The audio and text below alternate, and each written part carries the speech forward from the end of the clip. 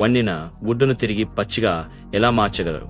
గుడ్లు ప్రధానంగా నీరు మరియు ప్రోటీన్లతో తయారవుతాయి మరియు ఈ ప్రోటీన్లు బలహీనమైన బంధాల ద్వారా కలిసి ఉండే అమైనో ఆమ్లాల సంక్లిష్ట గొలుసు. వేడికి గురైనప్పుడు ఈ బంధాలు విరిగిపోతాయి మరియు ప్రోటీన్లు విప్పుతాయి, స్వేచ్ఛగా కదులుతాయి. ఈ ప్రక్రియను డినాటరేషన్ అంటారు. తర్వాత ప్రోటీన్లు తిరిగి కలిసి కొత్త బంధాలను ఏర్పరుస్తాయి. ఇది గుడ్డును ఘనమైన ఉడికించిన రూపంలోకి మారుస్తాయి. కానీ ఈ మార్పు తిరిగి రాగలదు. మీరు ఉడికించిన గుడ్డులోని తెల్లసొను మూత్రంలో కరిగించినట్లయితే యూరియా ప్రోటీన్లను సున్నితంగా చేయడానికి సహాయపడుతుంది. 5 RPM వద్ద ద్రావణాన్ని తిప్పడం ద్వారా ప్రోటీన్లు సాగవుతాయి మరియు సంకోచించబడతాయి.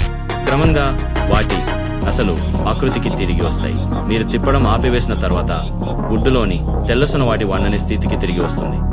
ఈ టెక్నిక్ వివిధ ప్రోటీన్లపై పనిచేస్తుంది మరియు పెద్ద సంక్లిష్టమైన ప్రోటీన్లను విప్పడం కష్టం.